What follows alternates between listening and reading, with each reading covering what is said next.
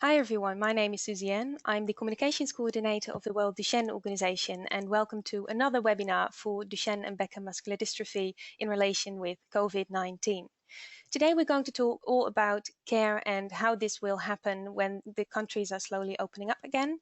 And in this hour-long webinar, we've invited some speakers who are able to pick their brains on certain topics. So this is the agenda for today. We're going to start with, well, pretty much our welcome, and then I'm going to hand over the talking stick to Elizabeth Vroom, the chair of the World Duchenne Organization.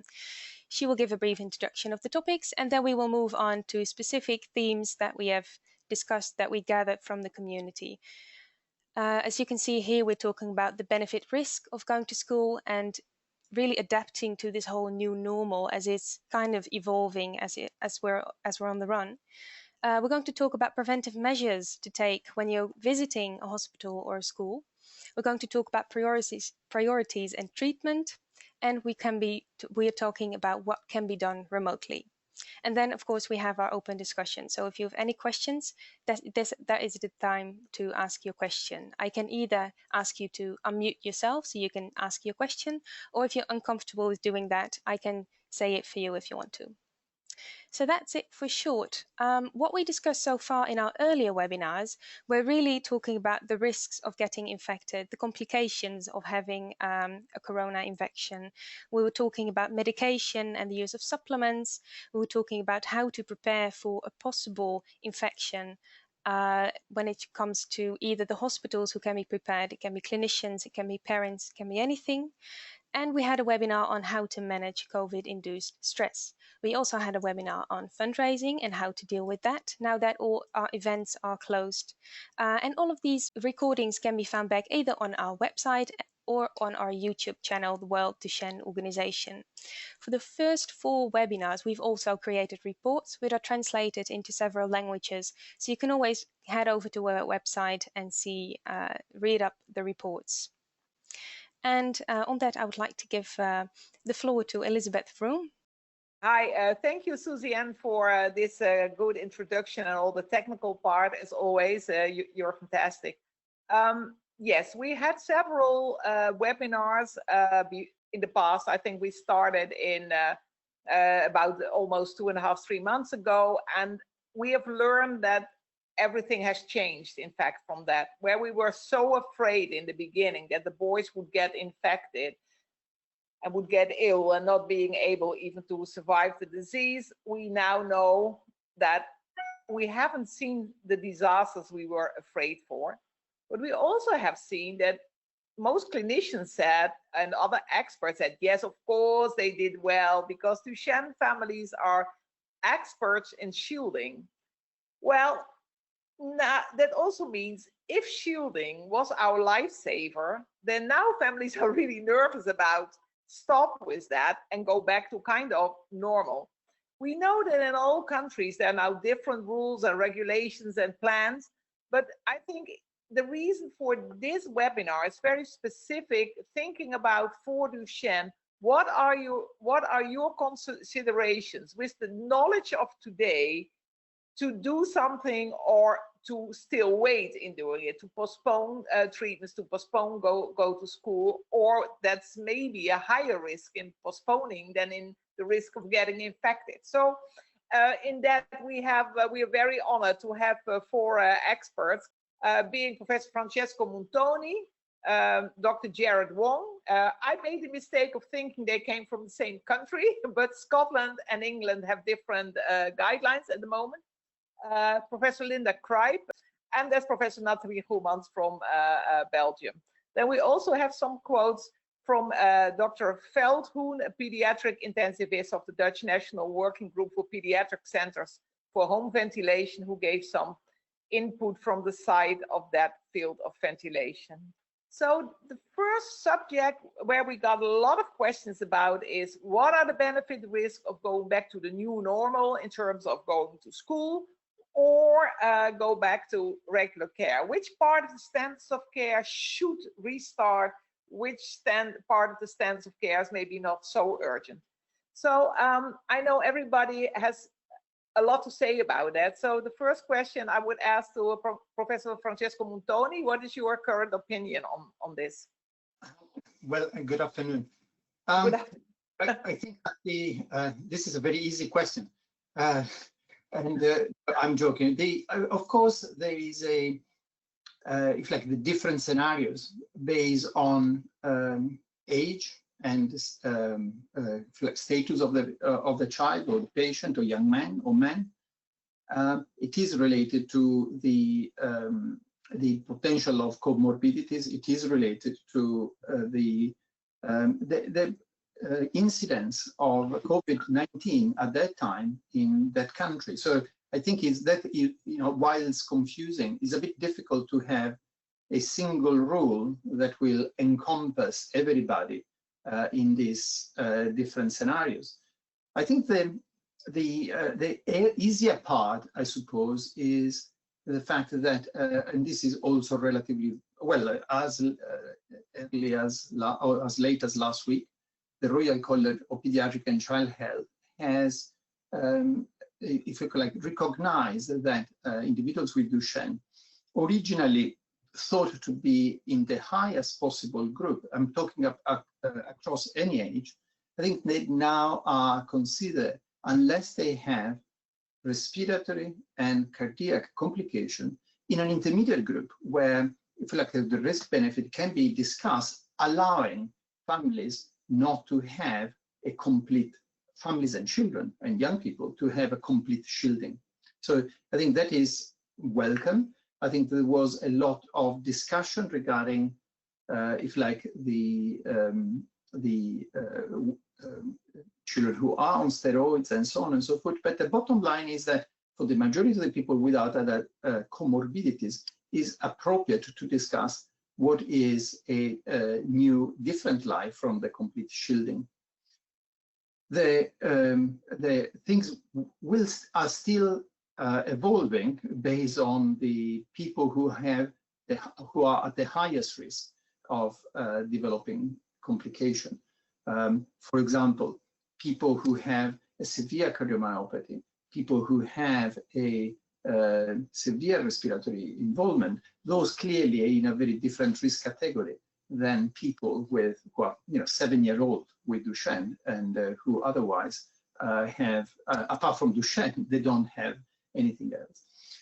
I think probably the current advice, at least in our country, is that for people at highest risk of developing severe complication, we probably need to wait until the viral circulation is lower. It will come lower, and it is coming lower. So this is not something that will be for life. And while it is appreciated that the this virus may never or not completely disappear, I think one also has to recognize, you probably are all expert on this famous R number, that is, essentially how much virus is around. That I think is the bottom line. Clearly, if there is a lot of virus, you don't need to be very clever to understand the risk will be higher. If the virus is there is very, very little virus, then I think the risk will be lower. And therefore, at some point, I think the risk of tight shielding also for people with complication will probably change, but that is not as of today. I probably should stop and maybe either let you tell me what I did not cover or let the other speakers also contribute. I think it's a good idea to ask the others as well. And yes, I think there's indeed a big difference in where in the UK, where there's still a large number of new infections, and other countries like the Netherlands at this moment, where the rate of new infection is really lower. Professor Nathalie Goemans, could you comment on your consideration, your patients in Belgium, what's going on? Yes, sure. I think I can only echo in the first place what Francesco has said, and there are the two aspects of what's going on in your country and locally, and I think it will become kind of a reflex to check what's the incidence of COVID in your even in your community. There are websites where you can see how many COVIDs is getting around, and as you mentioned, in Belgium it's the same. It's now really tailoring down, and we have a very low incidence of circulating virus at the moment, and that together with the fact that measures has been in place now to protect the people in the community, but especially in the hospitals and in the schools, the place where one would be the most afraid of getting with your child, of as a young adult with Duchenne. I think at the moment we see that risk of staying at home, as well for the young children, when they lose school days, they are missing their friends, they may miss some therapies because some of the therapies are given at the school is now higher than going to the school. And but again, it's very important to make sure that the basic rules of social distancing, hand washing, wearing a mask in situation where there are too many people together, that will remain for a long time now. I think this is getting like a normal the normal way of life, and just keeping these measures alive will help the children and the young men to stay healthy, and maybe it will even help them for other infections in fall and winter, because it will become something that we are used to do. So so in Belgium at the moment, with the regulation, of the prescriptions are that children can go back to school. I see there are some people from Belgium there, they all know how it has been a bit chaotic, the rules from reintegration of the school, but at the moment it's now with what they call the bubble, so the class where the children is attending a school is kept together, and there is a real attempt to minimize the social contacts, and this is really stressed also throughout all the aspects of community. Refrain to have too many social contacts, so just 10 people other than your own family is a kind of a maximum. And we clearly see a shift of shielding the whole community towards trying to identify people that are carrying the virus, are ill, or are carrying the virus in an asymptomatic way, in a way that all measures can be taken as soon as possible to isolate those people and to try to minimize the risk that they will spread. So we move from shielding the whole community, shielding the patients, to isolate and putting in quarantine the people that are infected. Thank you so much. But at the moment, for example, like in the Netherlands, we had separate advices for children going to high school and the younger children. Do you still in Belgium also have different rules for these groups, or at the moment, then there is a general advice for all the school children, and then there is the advice for special subpopulations. Yes, subpopulations for the people that may be at a higher risk due to comorbidities, such as Francesco has mentioned. So people with respiratory problems, people with severe immunological disorders, they are assessed case by case depending on the situation of the school and of their community. But in general, it's more regulation for the high school is also limited due to the more logistics, that it was much more difficult for schools to organize social distancing in high school. So they have decided for some age range to let them at home until September, and other ages are attending school. And within this age range, we advise to our patients to go to school, as long as all the measures are taken, obviously, and as long as the incidence is getting back, and as soon as there is a local outbreak or a more general outbreak, this will change. So this is really, we have to keep the finger on the pulse, how they say, as they say. Yeah, I understand. And then in the beginning, you had a different advice in Belgium for children on steroids and not on steroids. Is that correct or not? And if yes, so, and so this has changed. Yes, yeah, this has, yeah. So in the beginning, we had children on steroids were advised not to well, to be more careful because we were not sure about the effect of the steroids, and now we are much more liberal. And there is a general rule about corticosteroids for the whole pediatric population, but there the how can I say, it's related to the dosage of the steroids, but it's actually related, or it reflects to the severity of other diseases that have to take high doses of steroids when they are more severe. And so it's different than from the Duchenne boys, where we consider that it's not making a difference for them to go to school. Thank you so it's much. More the comorbidity. It's more respiratory and cardiac problems. Thank you so much. And then a logical next question is to Dr. Jared Wong, endocrinologist, about what is your experience also regarding the steroids, but also the concerns of children not coming back to hospital, to clinics to get the care they should get. So what are your considerations to advise families?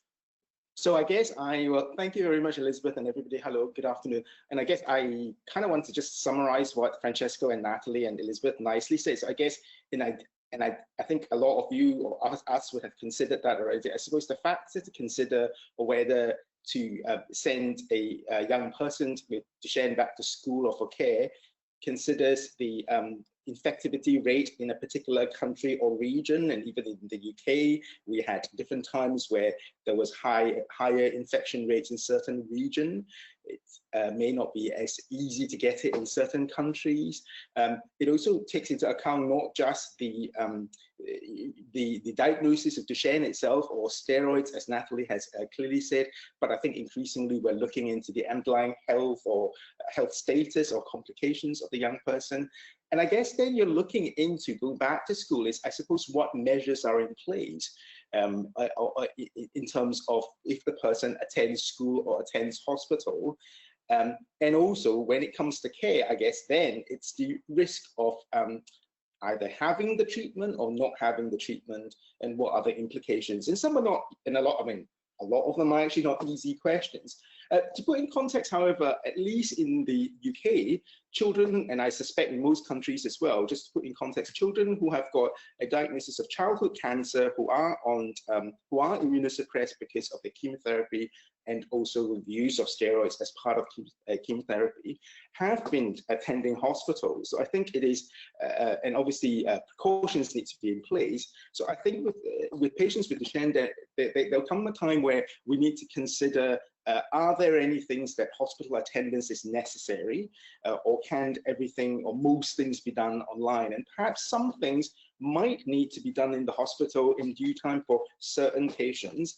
And I think that is something to just consider. So parallel to childhood, in some ways childhood cancer, these people clearly, I suppose, their treatment is life-saving, but they have been attending hospitals and some of them quite regularly as well.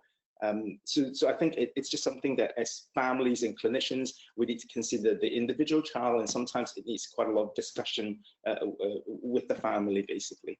Thank you. This was indeed comment from the Dutch clinician who couldn't be here, but she said that the considerations for the people who are in the ventilation group, home ventilation, they say that during autumn and winter season in the last decades, it might have been a higher risk to attend schools and outpatient clinics due to the high viral exposure and being most of the day indoors than at present time in many parts of Europe.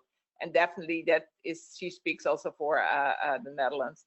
So that is the opinion why now in the Netherlands they send most boys, advise most children, not only with DMD, but also with SMA, to go back to school. Thank you, Suzanne. So I thought maybe in line with what Jared just said, we could go in priorities in treatment. What is really urgent, and where would you kind of say take a small risk, and what can wait? Maybe you start with that, and we do the Jared, you are the one who is answering that question first. Like, what do you feel are the priorities in treatment? Which patient you really feel should go back if possible? Which treatments really should not be postponed any longer? I think I'm going to stick to my line. I suppose the good thing with boys with Duchenne is they don't tend to often need to come to hospital for treatment, or not very frequently. It's not like chemotherapy or even some kind of some of the inflammatory conditions where you're not regular treatment or infusions. I'll stick to what I do with as an endocrinologist. So certainly quite a lot of boys do get bisphosphonate infusions as part of identifying osteoporosis or fractures, particularly vertebral fractures. At the start of lockdown, a lot of us have deferred some of the infusions, just as Elizabeth rightfully said. At first, we thought we were all terrified. Medical staff was also concerned that they'll be redeployed to lots of areas and all the routine care will shut. So that has been deferred to some extent, but we are now starting to bring some of these boys back to the regular infusions. There are a couple of things to consider. Generally these days, the bisphosphonate infusions that we give boys with Duchenne is zoledronate infusion, which is 1 day every 6 months. Some countries or some centers may still be using pomidronate, which is what we previously used, which is infusion every 4 months given over 3 days. Pomidronate is a 5-hour infusion and zoledronate is 30 minutes. So if your son's having pomidronate infusion, it might be worthwhile discussing with the bone specialist or endocrinologist whether it's possible to move on to zoledronate infusion, for instance. So that's one thing to consider. Bisphosphonate infusion, zoledronate particularly, is very long acting, and in adults, it's thought, even in childhood, it's thought it potentially can last up to a year or even more. And quite often in adult osteoporosis, this is given once a year.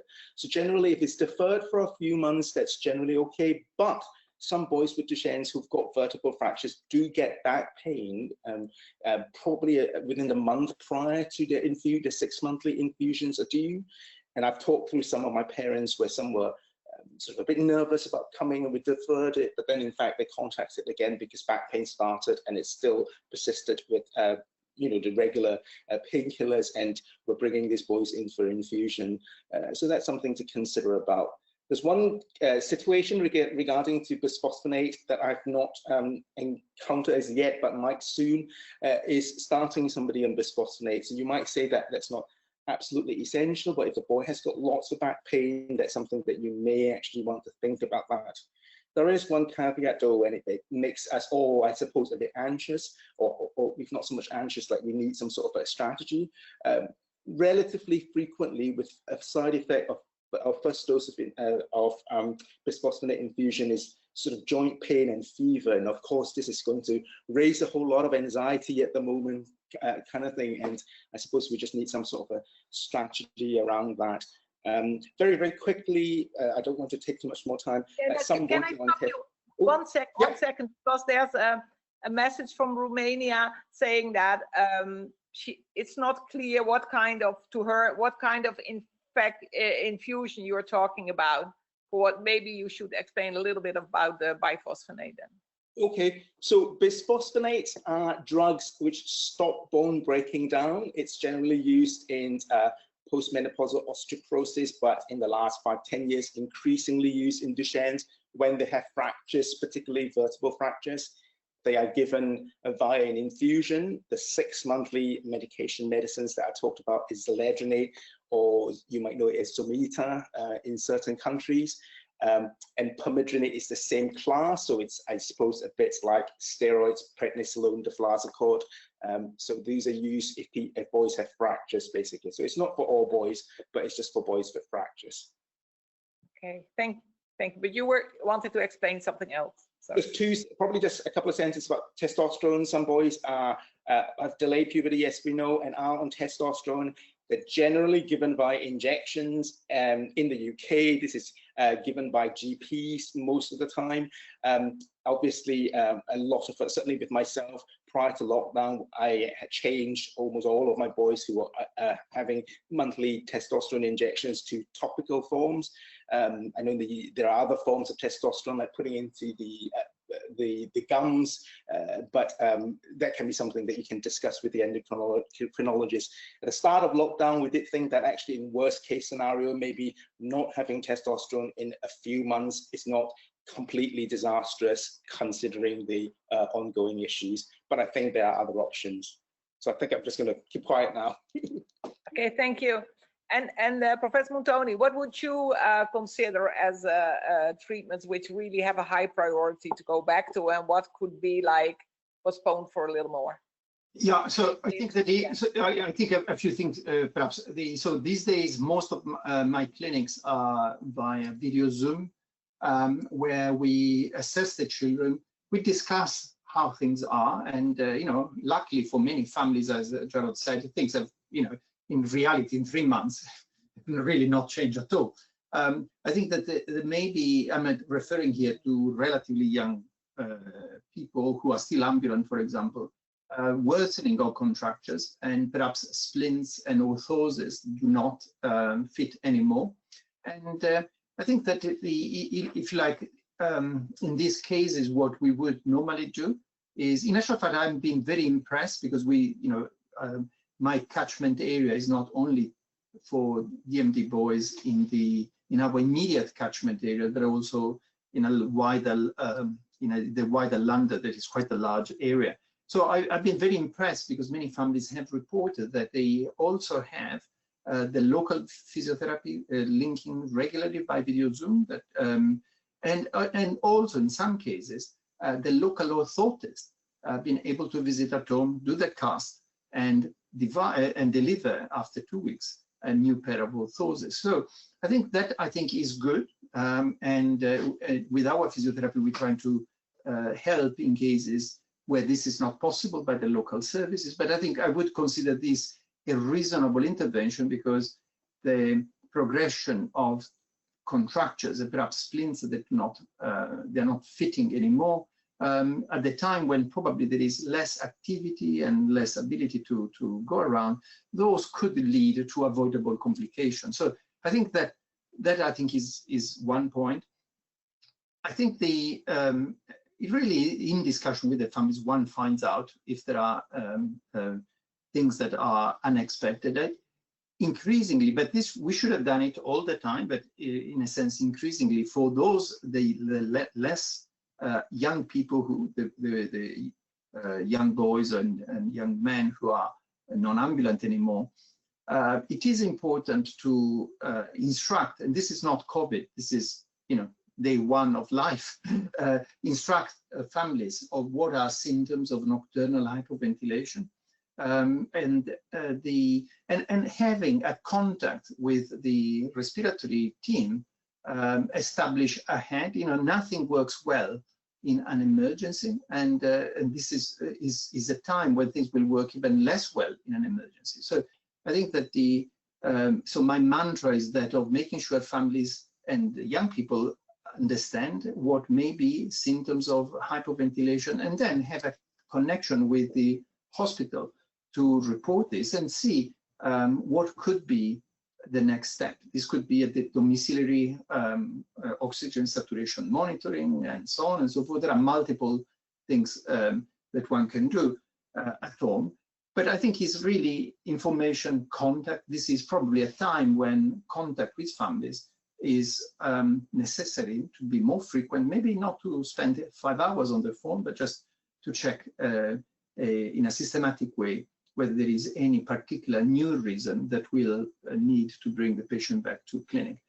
I think that the final thing to say, and this has been said before, the social distancing is not only at school or when you go to the supermarket.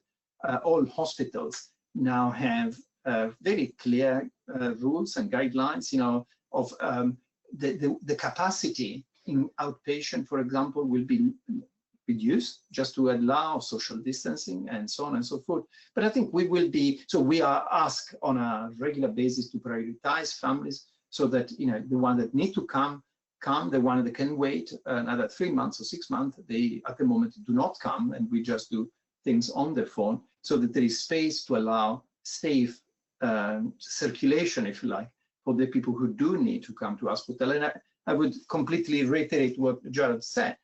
I think if you do need to come to hospital because there is a particular reason, that is possible. You wouldn't go there if you have no particular reason and you can wait another 3 months or 6 months. But I think if you need to go to hospital, I don't think it is appropriate to think that the risk is so great that there will never be risk zero, but the risk will be a very reasonable risk because families are shielding well, but shielding well, I would only say, again, my teleconference are with families with a number of conditions, including children with very severe, conditions, fully ventilated and so on and so forth.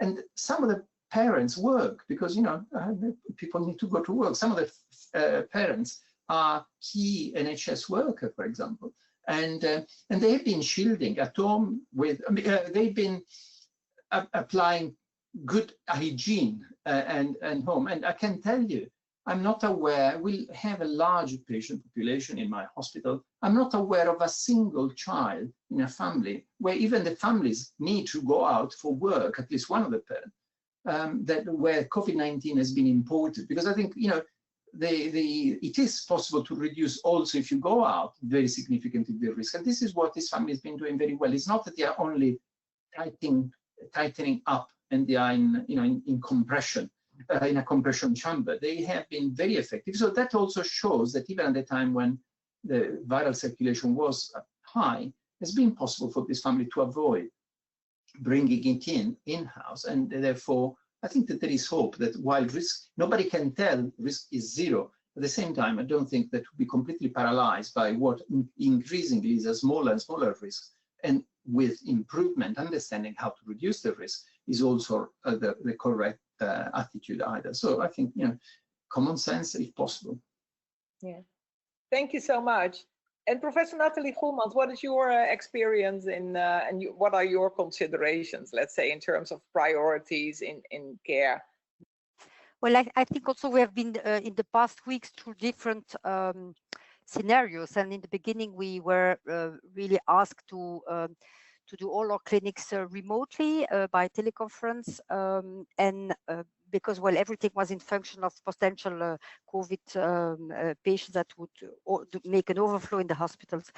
And then what we did at that time, obviously, was having like Francesco was telling, is assessing the situation at home and trying to assess the events that are important to monitor and eventually even to bring to a hospital for additional investigations when they when these are symptoms that trigger interventions. So, for instance, a spine was really getting very worse in a short time, and that's not for the Duchenne boys. That's more for some of the myopathies and the SMA. But we have also those patients.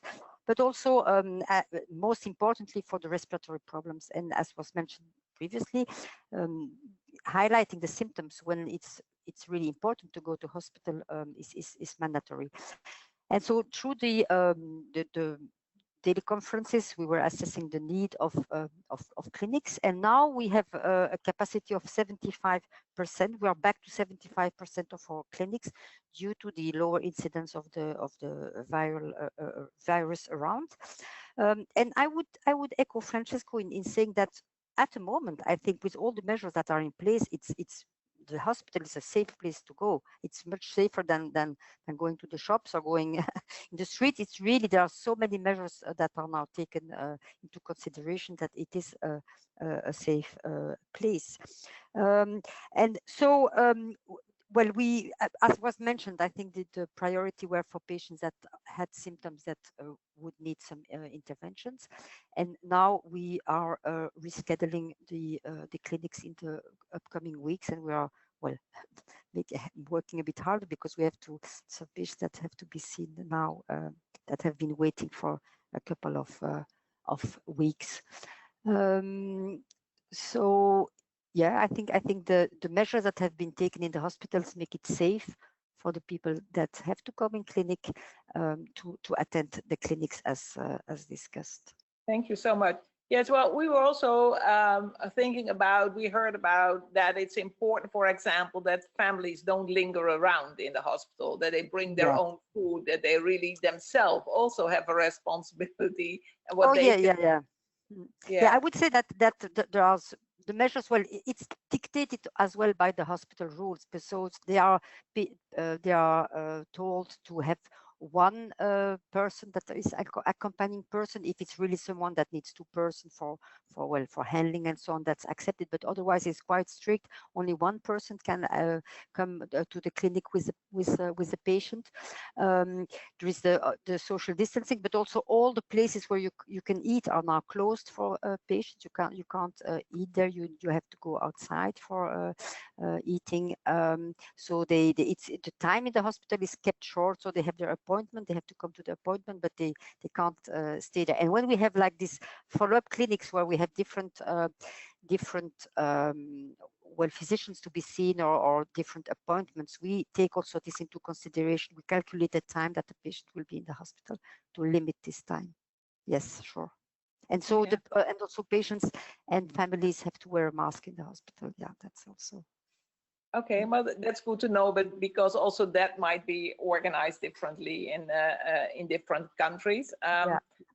I think we had one more comment about the priorities in treatment from the Dutch Center for Home Ventilation. In fact, they said that there's a lot that can be done remotely, like also at home, like the sleeping test can be done at home, also like the video conference and so on. But they were really very clear about the exception of the boys with significant reduced lung function, where the vital capacity was around, maybe I can have the next slide.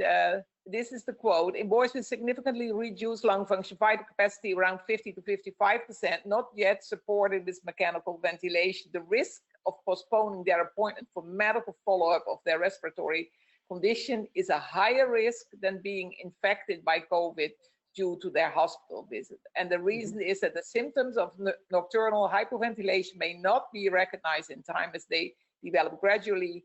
If nocturnal hypoventilation is present and the patient is not on mechanical ventilation, the risk of being admitted in ICU and intubated and ventilated is significant in case of a viral infection, whether it's COVID or another infection. So that is definitely seen as a group who has a high priority in really being seen in the hospital.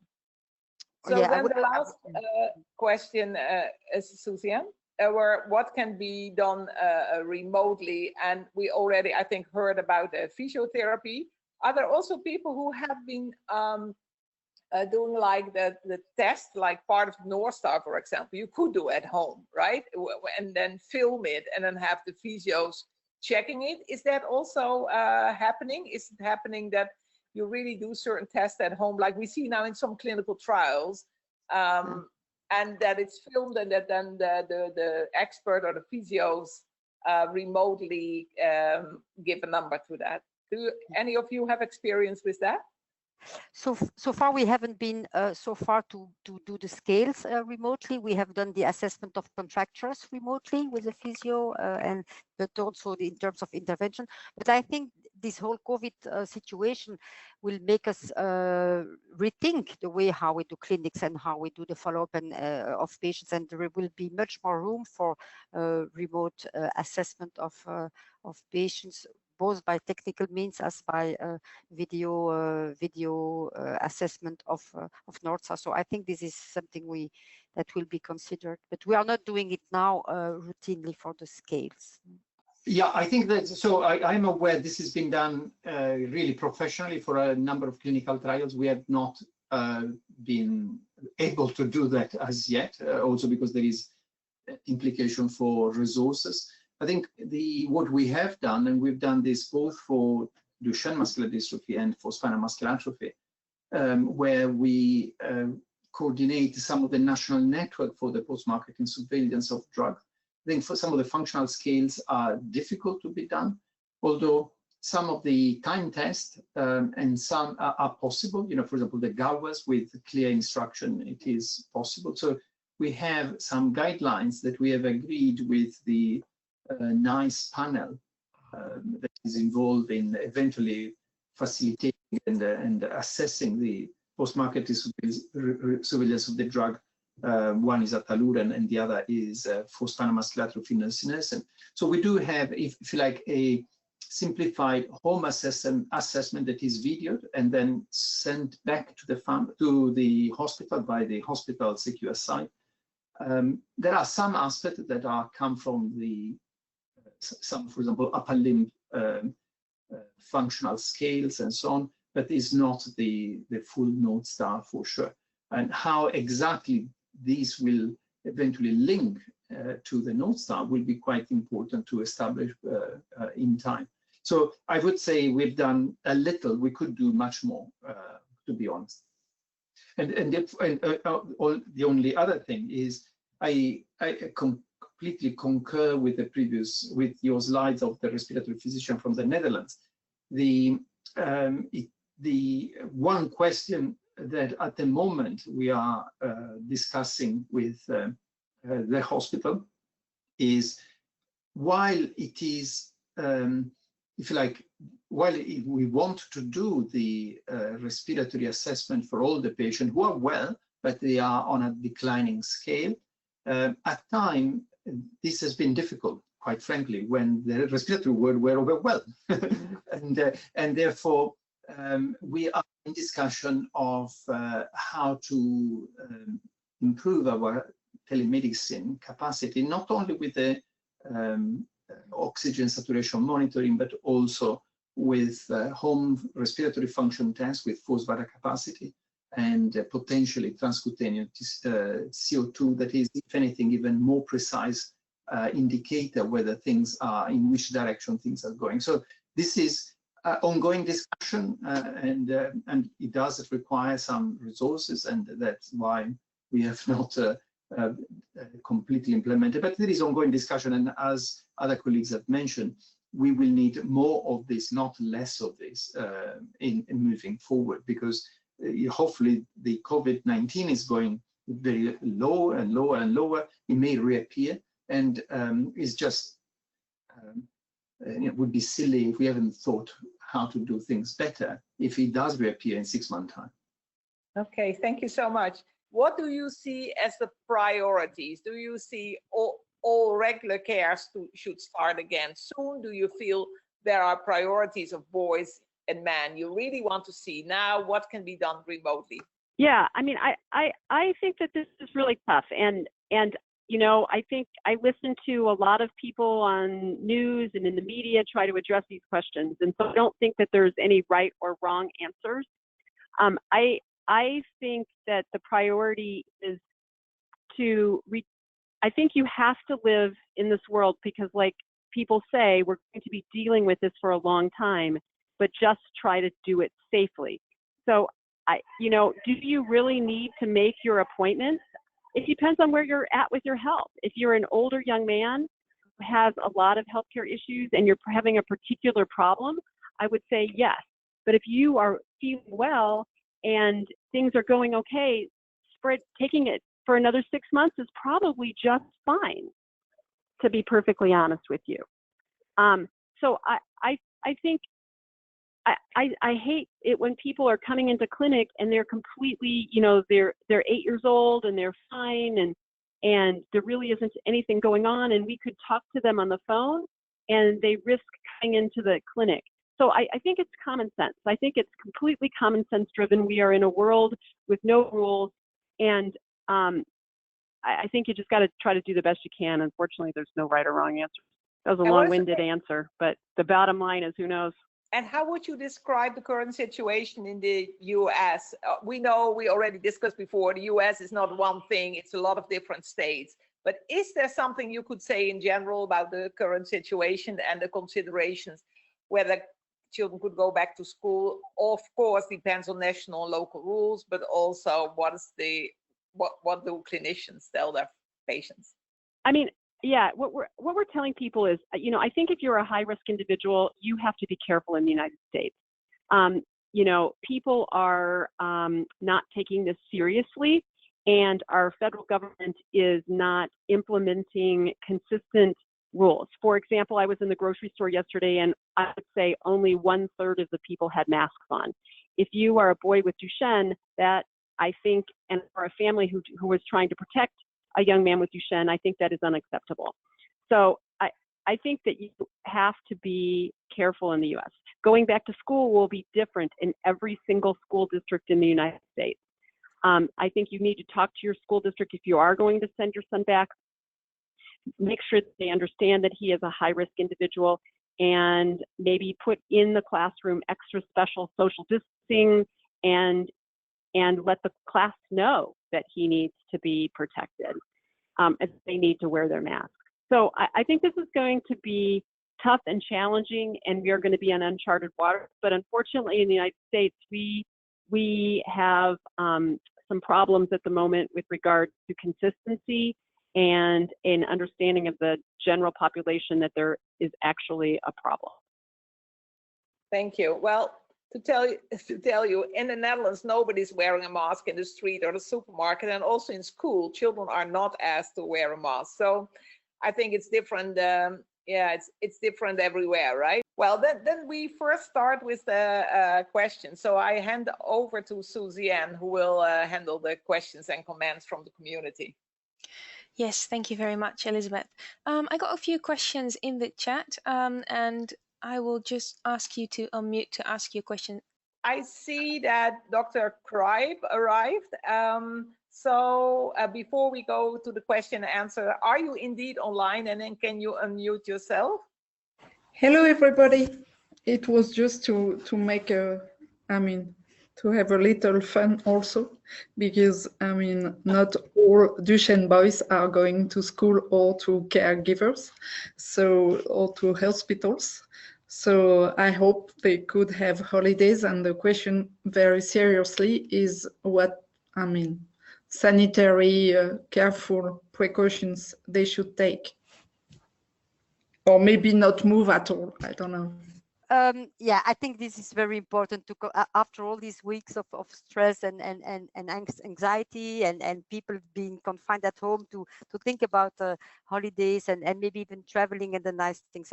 And I think again, and then probably you will all already know, part of the answer is to make really sure about the situation where you are going to where you will have your holidays. And I think if it's some places maybe even safer than at home, if you are like in a little remote house where you are just looking after yourself and having the measures in place that you can have the same measures as at home, that's fine. I think for some of the patients it's the general measures about the local possibilities in cases of emergency, that you make sure where you will go in case of emergency. But otherwise, it's more the place where you will go, the situation where you will go, than just the fact of traveling. And I think we are all encouraging to have fun also. So yeah. Yes, well, if we're talking about what is happening in the countries, we've had Sheila, who said that the Brazilian schools were closed. Gary would say, like in England, they're starting to open in steps, part-time and only certain classes, and Scotland's definitely closed till mid-August. Schools in Germany are opening in steps as well, so either in alternate weeks or in alternate days, so for a few hours, and some people stay in a single group, and people in Germany are supposed to go back to normal schooling on the 29th of June. In Belgium, until 12 years old, everybody can go to the class, in the class bubbles really. So high school only opened a few days ago, and it's all possible if you're maintaining to the rules concerning safety. Now, we also have some comment about Spain. They say that the schools are closed, but you can leave the children if you don't have a caregiver at home. Finland schools are open again, but we're currently having midsummer, so we're on a holiday again. And in France, schools are open for priority children, so whose parents are working in hospitals or emergency services. So schools were open on June 22 for 3 weeks for all children between 3 and 15. So as you can hear, we have a lot of countries having a different kind of approach to opening schools in separate. And to be honest, we don't know what's working best. Yeah, I saw Pat asking a question about the use of I think there was a paper out from Oxford, was it? Like that patient on Dexamethasone were doing were doing better, although I think the paper was that it only made a difference in patients who were very ill and ventilated. Apparently, Pat said that in the US, this gave a lot of questions on the Duchenne parents. So Pat, the floor is yours. Sure. Thanks, Elizabeth. So there are, social media where we get all of our medical information. It's usually quite inaccurate. But there was a paper that from Oxford, you're right, Elizabeth, that talked about treating some of the most severe patients with dexamethasone. So the patients, so families were in this discussion about how does that relate to someone on chronic steroids? Would that perhaps lead us to believe that steroids might have a beneficial effect in this environment and to be somehow protective? It's obviously all unknown, but I think again there's confusion about that. So if we could have some clarity, that would be terrific, I think. Thank you. I think also the media made some mistakes there. Apparently in the Netherlands, Miriam told me that they said it was also prednisone, where it was only dexamethasone, right? Yeah, it was dexamethasone. Best one to answer this. So to clarify, as far as I'm aware, the paper is not actually accepted yet, and it's not yet peer-reviewed. It is use of dexamethasone for very, very sick COVID adults, and they showed that there were some improved outcomes and mortality in the most severe ones. Okay, and I haven't seen the actual sort of draft as well. In the not so severe but sick ICU patients, they actually found that while there was no difference, the patients who were on dexamethasone actually did not so well. Okay, so the crux of it is that it seems like there might be a role of dexamethasone in very, very sick ICU patients. This is definitely not a role for dexamethasone to take as a tablet if somebody has got symptoms of COVID, to prevent COVID. Dexamethasone is a very potent steroid, more potent than prednisolone and deflazacort, and we know that there are already lots of side effects of prednisolone and deflazacort. So the main thing to actually tell people is that this is not a medicine to take for prevention of COVID, or you've got mild symptoms of COVID at home. Unfortunately, I think different people, including in government in different countries, have tweeted or said different things, which might have confused some people. But hopefully the people here know, and we can tell the Duchenne community. That's all I can say. Yeah, so no, Jared, just to clarify, I don't think anyone was planning on taking dexamethasone as a prevention or as a, or considering it as treatment. Pat, our health minister tweeted that it's a wonder drug that will be useful for people with COVID to take, and our pharmacy are stocking that up.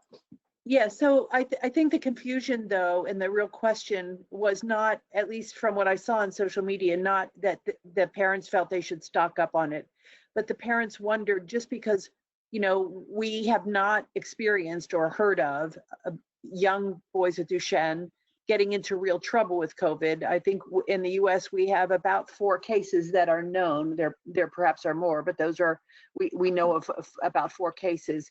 In each case, the individual tested positive for COVID, had a relatively mild course in that they weren't intubated, they weren't in the ICU.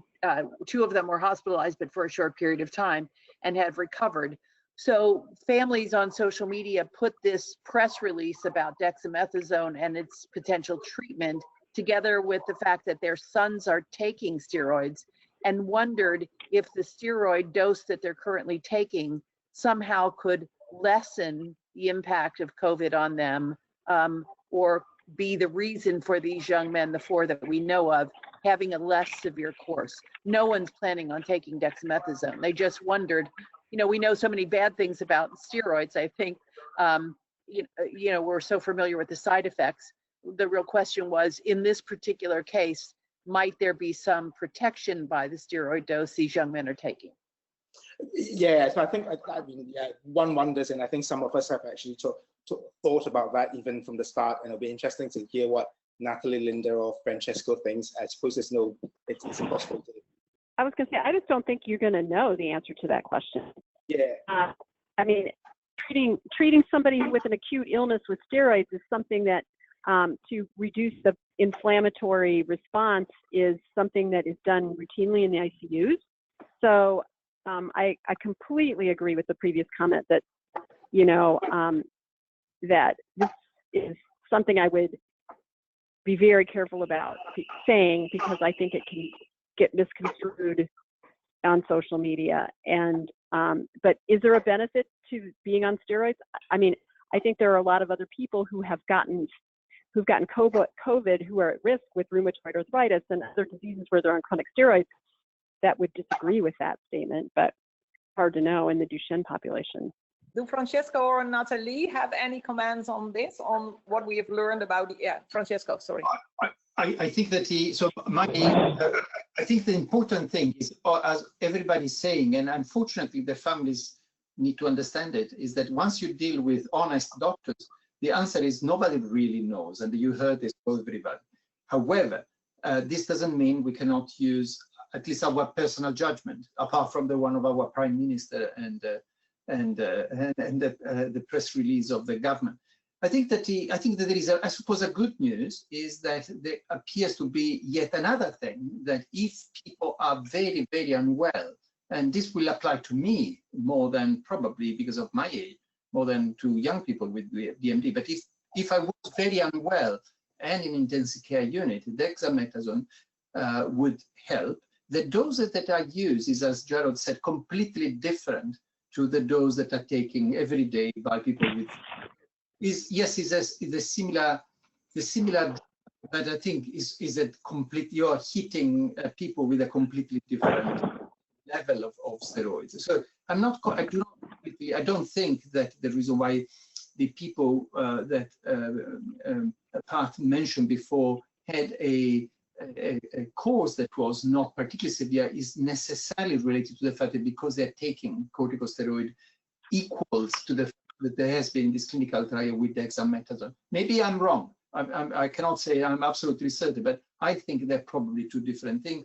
And as Jared mentioned, I suppose the good news is that for months, people were concerned that perhaps even the therapeutic dose of steroids that people would take would be terrible if you got COVID-19. Little by little, that evidence has been revised based on limited information regarding the few people who got it, but also the realization that in many other conditions where high dose or higher dose of steroids are used, then there is also an autoimmune disease, an inflammatory disease, that's quite a different kettle of fish. So I suppose we are more relaxed than we were perhaps 6 months ago to say that the people who are on the normal dose of steroid do not appear to be at terrible risk of COVID-19.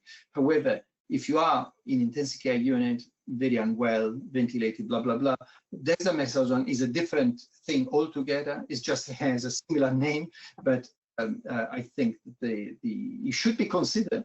But I think, I tell you, it will be considered on the top of the daily steroids that people take anyway.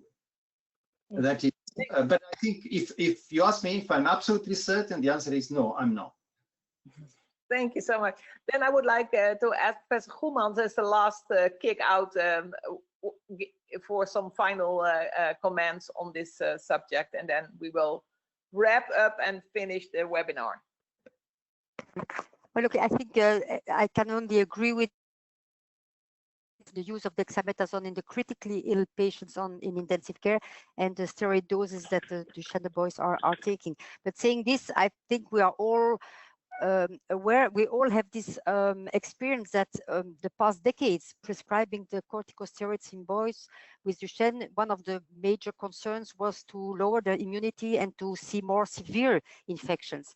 And while we see more maybe mycosis or verrucae or these kind of infections, severe bacterial infections or even severe viral infections have, in my experience, not been population. And we know that those steroids are how can I say, minimizing some of the symptoms, and so maybe they could be helpful for mild symptoms as well. But again, we don't know yet, and I can only agree with the previous speakers. Thank you so much, everybody. Thank you so much. First of all, of course, the 4 speakers, but also the people who asked the question and participated. I think as a wrap up, we can say there's still a lot of questions. And in fact, at the end, it's a lot about common sense and dialogue with your clinician. What is the best in your case? I think that is the only thing we can really say now, with some specific things we have mentioned, which could be wise to not postpone, but other than that, going gradually back to normal visit, going back to school, but with all the precautions you can take, and also given the circumstances in your country where you are in the curve in terms of infection.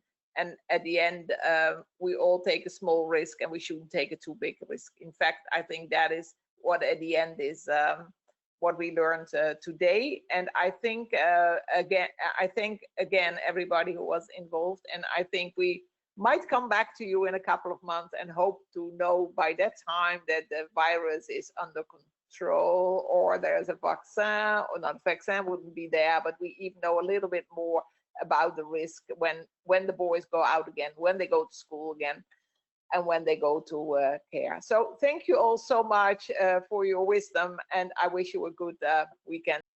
Thanks so much. Goodbye, everyone. Happy weekend.